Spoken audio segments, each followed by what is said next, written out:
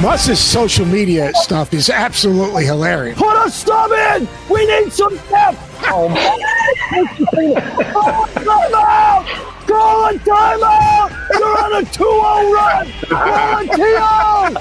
I know why we're down at the first media timeout. That is priceless. Oh, my gosh. That's unbelievable. You know what's funny, Coach Greenberg, is when you've been fired enough, then you just don't really care. And you do silly stuff like that.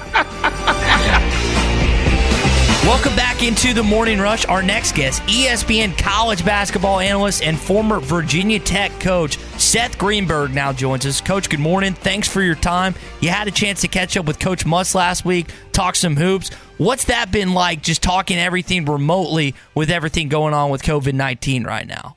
It was terrific. I mean, let's face it, we are also fortunate for the doctors, the nurses, the hospital workers, the people that are moving the food chain, the EMTs, people that are working to keep stores alive and keep our lives some semblance of normal. But just to be able to get away and share experiences. I mean, there's nothing better than talking ball. And, you're talking about a bunch of basketball junkies. And just to get lost in that moment for an hour, tell stories, have opinions, have a conversation, it was great. And four different conversations in itself. Like Scotty, obviously, from the prism of an NBA coach.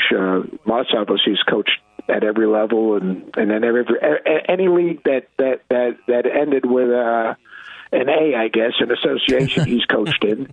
And then obviously Shaka and what's going on in Texas. So we had a great time, and I appreciate those guys giving me some time to do the web show, and it was a blast, man. It was a blast. Coach, how has your perspective changed moving to the media side of things at ESPN? Have you changed your mindset when it comes to in-game stuff at all, or do you pretty much think the same way when it comes to college basketball? First of all, I don't look at myself as a journalist. You guys are journalists. I'm just a fired basketball coach talking ball. So I mean, like in the prism I look at the game through, and the preparation I do is no different than when I was coaching. So if I'm going to be in the studio on Big Monday and have a Big Ten game and an ACC game, I'm going to watch those teams 2 or 3 times. I'm going to watch their league in preparation so that I really have an understanding of who they are, how they win, what's important to them. And that's what I do all day. I do it all summer so that I can just talk ball. But my approach is the same. In terms of how I would coach, if I went back to coaching, I'd probably play with a little bit more flow for sure.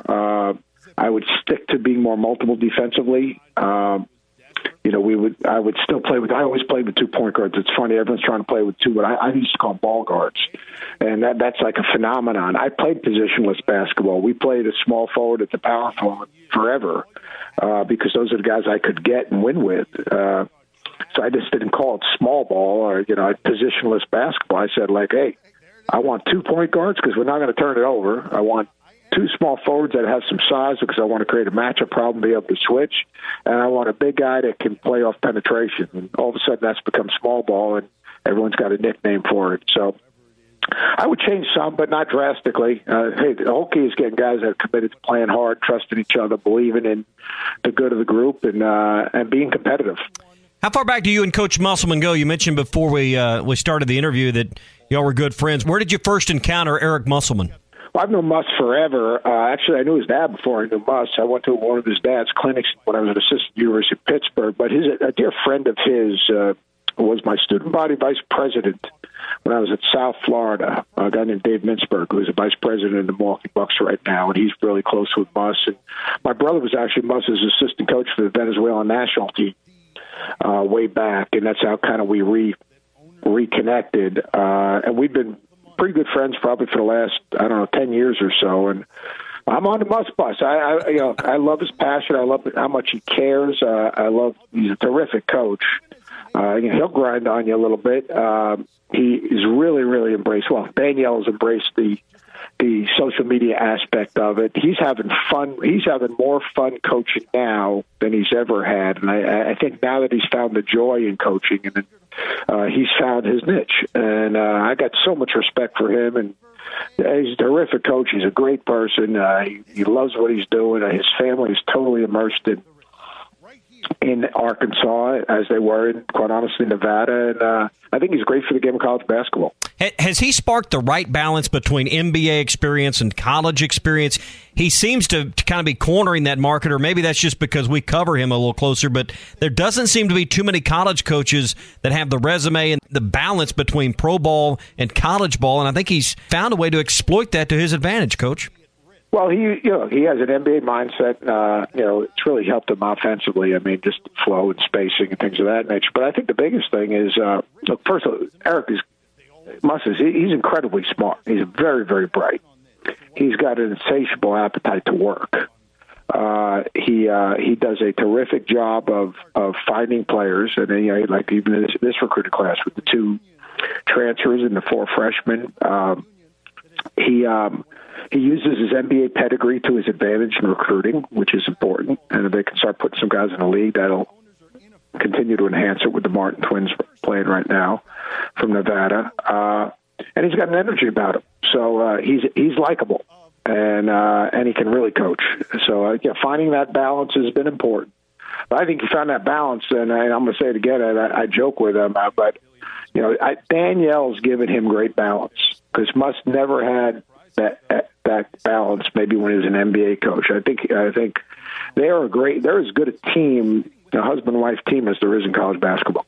Talking with Seth Greenberg, college basketball analyst for ESPN here on the Morning Rush. Coach, you bring up Mrs. Danielle. We were talking about her pretty extensively last week heading up to Mother's Day weekend. I don't know many coaches' wives outside of like Terry Saban that are as well known as Danielle Musselman. And you think about the strengths she brings to the table as a former broadcaster. Do you think she gets enough credit for everything she does for the Arkansas basketball program? Well, I think she gets credit from us for sure. I mean, look, her background in media has been invaluable. Look, she's very comfortable in front of people. She's very comfortable getting behind causes. She's very comfortable in any environment. You can put her in any environment. She's just going to fit in. She's always got that big smile on her face, and she's very welcoming, and she wants to make a difference. And they're a great team. I mean, they're a great team. I think they sat down and said, like, all right, what can we do to make us different? And, the crazy ideas they do in social media are great, but, it's more than that. Like, a coach's wife is so valuable. They've got to care as much about the program and the players and the process and the head coach's, his well-being in terms of wins and losses and the responsibility. It really is a tremendous responsibility, and there are a lot of tremendous coaches' wives. I mean, all coaches' wives, quite honestly, are tremendous in my opinion. But Danielle's great, and she's embraced it, and Eric and Danielle together are they're phenomenal. They're great people. I mean, they just like I said, I think the world of their family and what they're doing.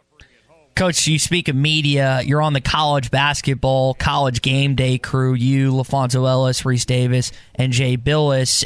Would you think that you guys are going to wind up in Fayetteville based on what Muss has coming in this next season?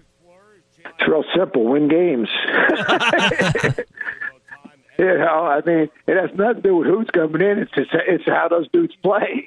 I mean, win games and have a weekend that isn't Duke Carolina against a good opponent that could do a rating. Like I could see a Kentucky Arkansas game at Arkansas. I was at Virginia Tech. We hosted College Game Day. We beat Duke when they were number 1 in the country. And you know why we got that? We were good. We won games, and that was before it was where there are options. I mean, that was week to week, but we won games, and we were playing Duke. It was going to do a good number. Because in the end, we got to do a good number. That's the responsibility with it. But yeah, I mean, look, there are really good things happening. Look, the ownership that they've created, the atmosphere they've created. Quite honestly, Eric has a likability to him. They're a good story, and if they're a good team and the dates align, I mean, we're all for. Like, we went to Baylor this year; it was great. I mean, I love going to new places. because when you go to new places, people appreciate it. Yeah. You bring up Virginia Tech. Is the fire still within you? Is that fire moved on to television now, or do you still have the desire to coach again someday? Look, I turned on the job this past year, and it was the ideal right situation. I would do it. I work with the greatest people in the world. I have one of the great jobs of all time because of the people I work with, and I don't take for granted one day the opportunity that ESPN's given me. It's been 8 years, which is incredible. I've got a bunch of years left on a contract. I'm very, very fortunate for the opportunity. I have fun with it. I work with incredible people, whether it's, Jay and Fonz and Reese or Kevin Connors or people behind the scenes, whether it's, Rob Lemley or Steve Oling or any of the producers and directors, Jeff Brown, who produces Gameday. I mean, I'm just really fortunate. So it would have to be an ideal situation. The situation this year was pretty close to that, but then with the virus and everything, I just didn't think the timing was right.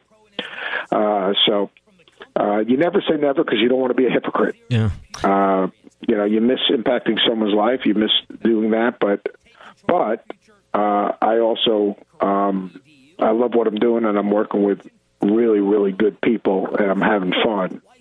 But I just don't want to be hypocritical. Say, I'll never do that. Then you turn around and you do it. People say that guy's full of it. I know when time came to an end at Virginia Tech, you had recruiting headed in the right direction. I was reading an article from some time ago that you had multiple future NBA recruits on campus when time came to a close. It seemed like you had everything headed in the right direction, and the momentum was going your way at Tech when it all ended. Well, not only that, we had Montrezl Harrell signed already. And Montrez was absolutely incredible. Who's now a great player for the Clippers and won the national championship. We started 4 freshmen my last year. We had great success. We were the third winningest program in the ACC over 5 years, and then I had one losing year, and I got whacked. 4 of those years we didn't go to the tournament. I mean, we averaged over 10 wins a game in the ACC, played 16 games, beat Duke and Carolina one year, and didn't go to the tournament. So.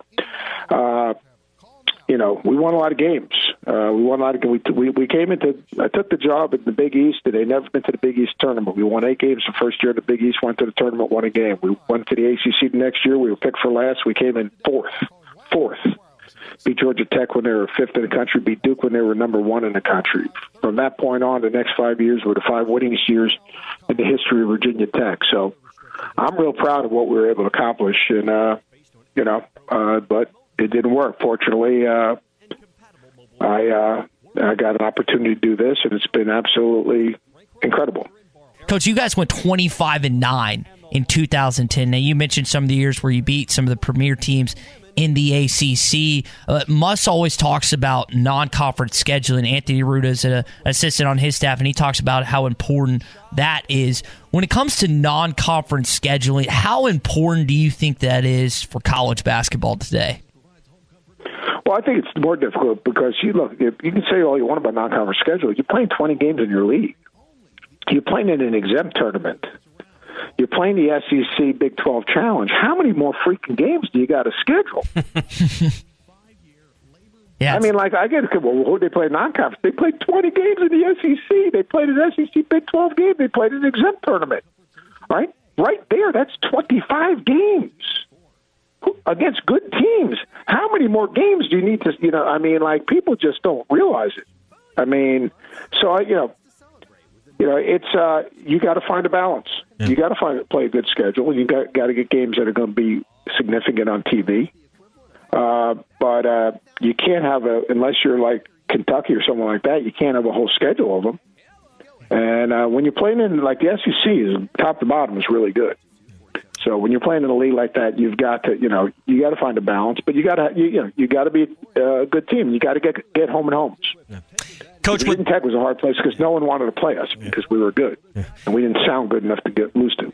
With a pathway now being opened with the G League and the NBA finding a way for best high school recruits and those handful of elite blue chippers to enter into their league, into their development, make money right away, how big a danger is this for college basketball to take the 4 or 5 best prospects a year for college basketball and perhaps they choose to go to the G League. Is this something college basketball really needs to be concerned of and find a way to get ahead of?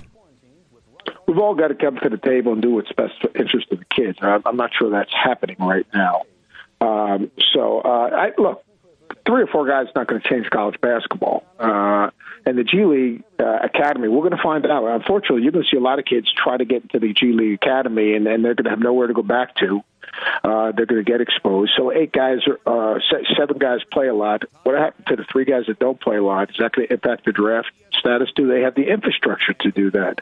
The thing that bothers me about and Sam Mitchell's a dear friend of mine, but the thing that really bothers me or irritates me about the whole G League thing is they're actually recruiting guys right off college campuses, off kids' teams. That's number one, that are committed. Number 2 is, do they have the infrastructure?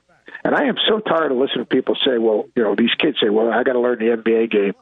Like the last time I checked, college guys teach you how to get better, teach you how to compete, teach you how to understand the game, be a teammate, mature, develop in more ways than just basketball. But when it comes to basketball, last time I checked, John Calipari guys are pretty ready to play in the NBA, and Bill Self's guys are pretty ready to play in the NBA. Jay Wright's guys are pretty ready to play in the NBA. Don't tell me guys in college basketball are teaching guys how to be ready for the NBA. Here's the deal: the NBA is an exclusive club. It's an exclusive club. It's not for everyone. We talk about it like it's for everyone. It's for the very few. So, I think that I worry that a lot of lives are going to be impacted. Coach Seth Greenberg with us here on the Morning Rush. Coach, before we let you go, we like to talk food on this program. We're in the South. The best pizza for my money is Gino's East in Chicago. What is Seth Greenberg's best pizza that he's ever had? Oh, I don't know. Any pizza's good to me. Old way back in the day when I was an assistant at Columbia, Ray's was really good. In New York City, it was thin and it was crispy and it was cheesy and it was greasy. I'm a New York City pizza guy. I'm a thin crust. Chicago's great. That Chicago pizza is great, but that thin crusted New York crispy pizza, man, you can't beat it. Coach, I know there's like 1,000 Johns in New York, but the only time I've actually been in New York City was when I was 7 years old. We went to John's. I don't know if it was on 4. I have no idea where it was, but I'll give you credit. New York pizza, it's pretty stinking good. Seth Greenberg on Twitter at Seth on Hoops, college basketball analyst for ESPN. Coach, we really appreciate you making some time for us this morning. My pleasure, guys. Be safe.